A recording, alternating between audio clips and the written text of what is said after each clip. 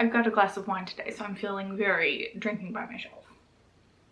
Welcome to an abundance of books and to my end of summer book haul. I have my TBR cart here that isn't actually a TBR cart, but it's got all of the books that I have purchased over the last 3 months. There are 11, but then 2 others that we also have to talk about. There isn't really any preamble for this. It's a haul. You know what a haul is. Let's start with the ones that I don't have with me, starting with the Anthropocene reviewed by John Green. As you can see, this is just the dust jacket. It is currently on loan to my mother because I just love it so much and I think everyone should read it. But the last time I lent her a book, it did come back a little bit dented.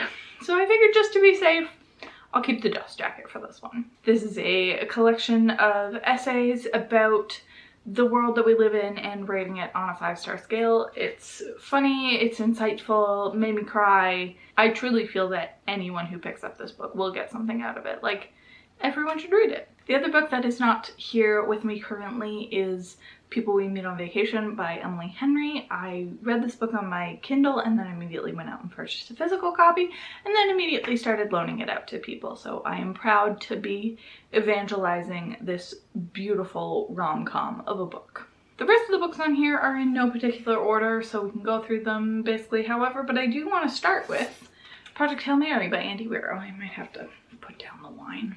Project Hail Mary by Andy Weir. This is my current read. I am that far in, 150 pages, and it's really good so far. It's very much a return to form. Everyone, like, the sticker on here says by the author of The Martian, and I think everyone forgets that he wrote a book in between this and that called Artemis that apparently nobody else read, but I did, and it was very bad. So this is very much a return to form with just a guy on his own. You're getting internal dialogue for most of it. Artemis had like a weird heist in it and the main character was really unbelievable, so this type of story is definitely where he shines. Everyone's read it, everyone's loved it. I'm sure I will be no different. I don't know why I don't want to just go in order. I want to just pick randomly, so that's what we're gonna do. This is The Au Pair by Rous. This is a book that has been on my TBR forever, and I've been toying with taking it off of my TBR forever, but then I found this in the little free library and I couldn't say no. I literally know nothing. I assume it's about an au pair. Mourning the recent death of her father, she uncovers a family photograph that raises dangerous questions. It was taken on the day the twins were born, and in the photo their mother, seated between her husband and her young son, is smiling serenely and holding just one baby. Who is the child and what really happened? That still really appeals to me, so I will read it eventually, I'm sure. Maybe we will just end up going in order. Let's talk about Shah and the Tree of Wishes. This is the 3rd book in this series, the first one being Shah and The End of Time. I have the 2nd book on my shelf already. I haven't read it, but I did purchase the 3rd. This was mostly just because I went to a bookstore on a day determined to buy stuff and nothing really appealed to me and I needed to buy something. So I bought this one. Even though I am excited to get to it, you know, eventually. Next is Tokyo Ever After by Emiko Jean. I heard this pitched as the Princess Diaries, but in Japan. And yeah, I do want to read that. I don't remember anyone talking about this book, but I must have if I have that synopsis in my brain. But if you've read it, let me know if it's good. I'm hoping to get to this one very soon. Next is The Song of Achilles by Madeline Miller. I recently read this. Will you know that at this point? Yes, you will. I read this in a vlog for some booktube favorites, and I thought it was fun. I definitely get it for the people who love it, but as someone who doesn't typically like historical or literary fiction, I was already not set up to like this, but there was a lot in it that I totally get. I think I ended up giving it 3 stars.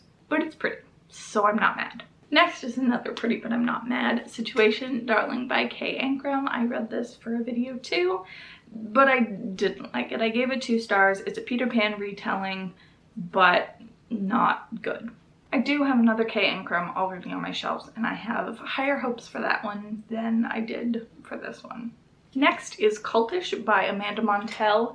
The Language of Fanaticism. I've been seeing this everywhere. I love cults, as I'm sure most of us do, and I heard this highly recommended. It is written by a linguist, and she talks about how one of the defining features of a cult is that they sort of develop their own language.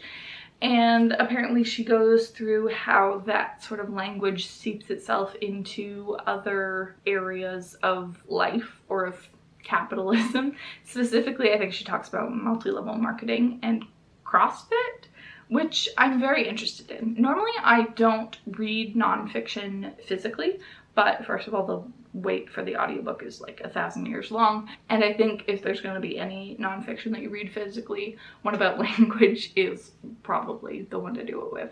Next is The Long Dark Tea Time of the Soul by Douglas Adams.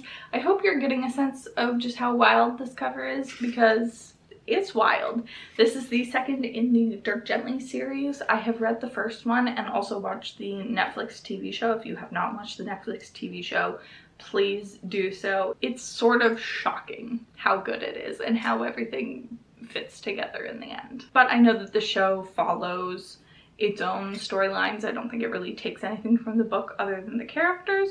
So I have no idea what this one is about, and I don't plan to until I crack this bad boy open. Next is Frank Herbert's Dune, the graphic novel book 1. This truly I bought because I want to say that I have read Dune. The movie's coming out next month. I'm going to be doing a review of this and the movie at the same time, but the book was way too intimidating for me and not something that I think I'd really be into.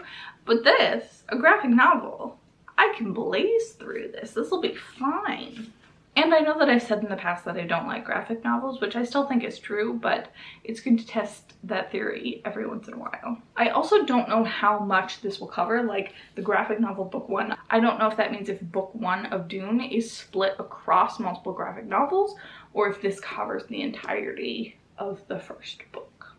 If you have read it, please inform me. Next is The Siren by Katherine St. John. This I read in a video and unfortunately I DNF'd it after 100 pages.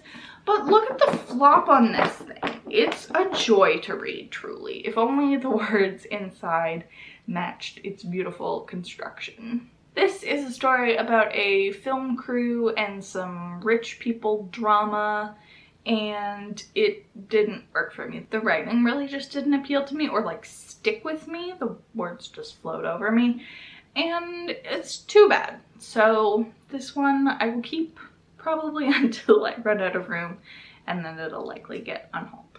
And then the final book is A Song for the Wild Bull. This is the book that I will be reading after I finish Project Hail Mary, whenever that's gonna be, because this is tiny compared to that. The two books together, they balance each other out.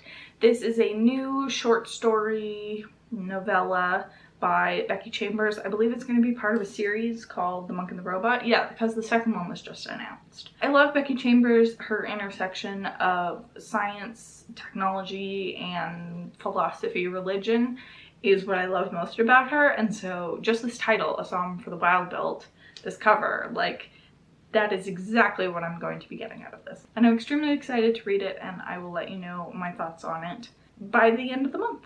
So there you go. Those are the 12/13 books that I have purchased throughout the quarter. Let me see.